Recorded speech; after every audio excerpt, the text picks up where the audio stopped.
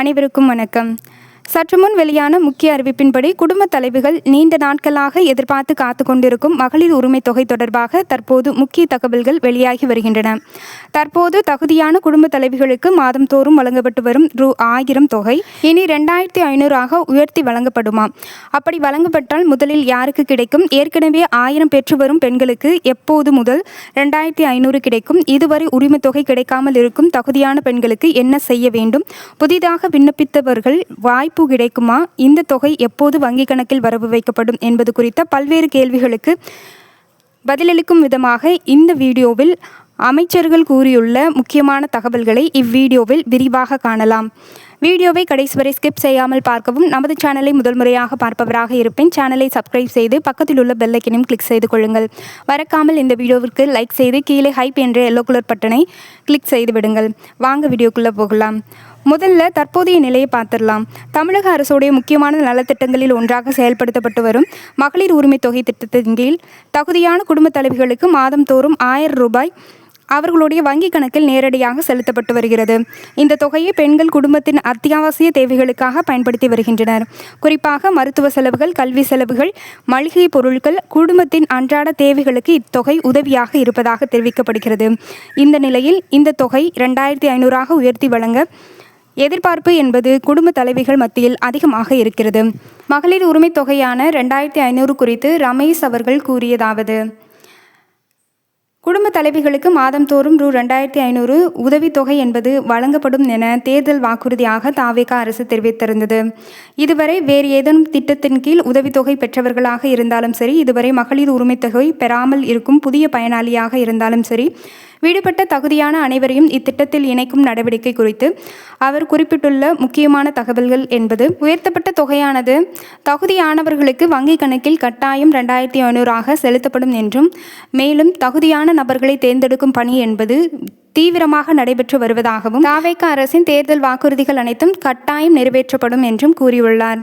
மேலும் அமைச்சர் நிர்மல்குமார் செய்தியாளர்கள் சந்திப்பில் பட்ஜெட் தாக்கலுக்கு பின் சந்தித்த போது கூறியது: உயர்த்தப்பட்ட 2500 மகளிர் உரிமை தொகை திட்டமானது மக்களுக்கு கொடுக்கும் சூழ்நிலையில் தற்பொழுது நிதி அமைப்பானது இல்லை என்பதால் தற்போது மகளிர் உரிமை தொகையானது வழங்கப்படவில்லை. கூடிய விரைவில் இதற்கான நடவடிக்கைகள் என்பது எடுக்கப்பட்டு வருகிறது. நிதி நிலைமைகளை சரி செய்த பிறகு அனைத்து பெண்களின் வங்கிக் கணக்கிலும் மாதம் 2500 ரூபாய் தகுதியான பெண்களின் வங்கிக் கணக்கில் வரவு வைக்கப்படும் என்று கூறியுள்ளார். மேலும் மருத்துவ செலவுகள், குழந்தைகளின் கல்வி செலவுகள், மாதாந்திர மளிகை பொருள், குடும்பத்தின் அன்றாட தேவைகளுக்கு இந்த உதவித்தொகை அவர்களுக்கு பயனுள்ளதாக இருக்கும். ஏற்கனவே முதல் கட்டமாக ஏராளமான பெண்கள் இந்த திட்டத்தின் மூலம் பயனடைந்து வரும் நிலையில் விடுபட்ட தகுதியான நபர்கள் அனைவரையும் சேர்க்கும் பணி தீவிரப்படுத்தப்பட்டுள்ளது என்று அவர் கூறியுள்ளார். விடுபட்ட பெண்களுக்கு என்ன நடக்கும்? மகளிர் உரிமை தொகைக்கு விண்ணப்பித்தும் பல்வேறு காரணங்களால் நிராகரிக்கப்பட்டவர்களாக இருக்கலாம். அதேபோல் தகுதி இருந்தும் இதுவரை விண்ணப்பிக்க முடியாமல் போனவர்களாக இருக்கலாம். இவர்களுடைய விண்ணப்பங்களை மீண்டும் பரிசீலனை செய்வதற்கான நடவடிக்கைகள் நடைபெற்று வருவதாக அமைச்சர்கள் தெரிவித்துள்ளனர். அதனால் ஏற்கனவே விண்ணப்பித்து தொகை கிடைக்கவில்லை என்பதற்காக தகுதியே இல்லை என்று முடிவு செய்துவிட முடியாது. அதிகாரப்பூர்வமாக மறுபரிசீலனை அல்லது புதிய விண்ணப்பம் தொடர்பான வாய்ப்பு வழங்கப்பட்டால் தகுதியுள்ளவர்கள் அனைவரும் இதை பயன்படுத்திக் கொள்ளவும். முதலில் யாருக்கு இத்தகைய உயர்த்தப்பட்ட தொகையானது கிடைக்கும்? பல பெண்கள் கேட்கும் முக்கியமான கேள்வி இதுதான். 2500 உயர்த்தப்பட்ட தொகை முதலில் யாருக்கு வழங்கப்படும் என்றால், தற்போது மாதந்தோறும் 1000 ரூபாய் பெற்று வரும் தகுதியான குடும்ப தலைவிகளுக்கு முதலில் தொடர்ச்சியான பயனாளிகள் பட்டியலில் இருப்பார்கள். ஆகையால் ஏற்கனவே விண்ணப்பித்து பல்வேறு காரணங்களால் நிராகரிக்கப்பட்டு மீண்டும் விண்ணப்பித்தவர்கள் மற்றும் மறுபரிசீலனை செய்யப்படும் விண்ணப்பங்களின் தகுதியானவர்கள் அடுத்த கட்டங்களில் இருப்பார்கள். ஆனால் யாருக்கு எந்த தேதியில் ரூ.2500 கிடைக்கும் என்பது தொடர்பான இறுதி நடைமுறை அதிகாரப்பூர்வ அறிவிப்பில் தெளிவாக கூறப்படும். எப்போது வங்கிக் கணக்கில் இத்தகைய உயர்த்தப்பட்ட தொகையானது வரும் என்ற கேள்வியும் எழும்பியுள்ளது. மகளிர் உரிமை தொகை வழக்கமாக பயனாளிகளின் வங்கிக் கணக்கில் மாதம் 15ஆம் தேதி வங்கிக் கணக்கில் வரவு வைக்கப்பட்டும் நடைமுறை என்பது தற்போதும் நடைமுறையிலே உள்ளது. ஆனால் 2500 உயர்த்தப்பட்ட தொகை எந்த மாதம் முதல் எந்த தேதியில் எந்த கட்டமாக வழங்கப்படும் என்பது குறித்த அதிகாரப்பூர்வ அறிவிப்பு வெளியாகும் போது உறுதியாக சொல்ல முடியும். ஏற்கனவே 1000 வாங்குபவர்கள் என்ன செய்ய வேண்டும்? தற்போது மகளிர் உரிமை தொகை பெற்று வரும் குடும்பத் தலைவிகள் உடனடியாக சில முக்கியமான விஷயங்களை சரிபார்த்து வைத்துக் கொள்வது நல்லது. முதலாவது, உங்களுடைய வங்கிக் கணக்கில் செயல்பாட்டில் உள்ளதா என்பதை உறுதி செய்து கொள்ளுங்கள். இரண்டாவது, வங்கிக் கணக்குடன் ஆதார் இணைப்பு சரியாக உள்ளதா என்பதையும் சரிபார்த்துக் கொள்ளுங்கள்.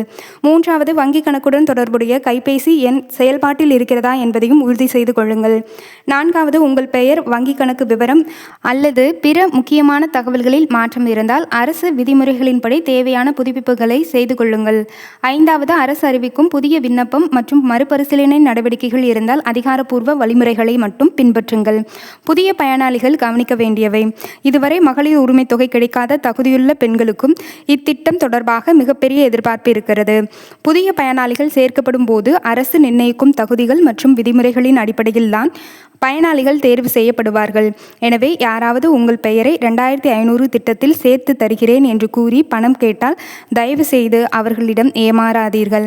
அரசு சார்பில் அறிவிக்கப்படும் அதிகாரப்பூர்வ விண்ணப்ப முறை முகாம்கள் மற்றும் அரசு இணையதளங்கள் மூலமாக தகவல்களை சரிபார்த்து கொள்ளவும்.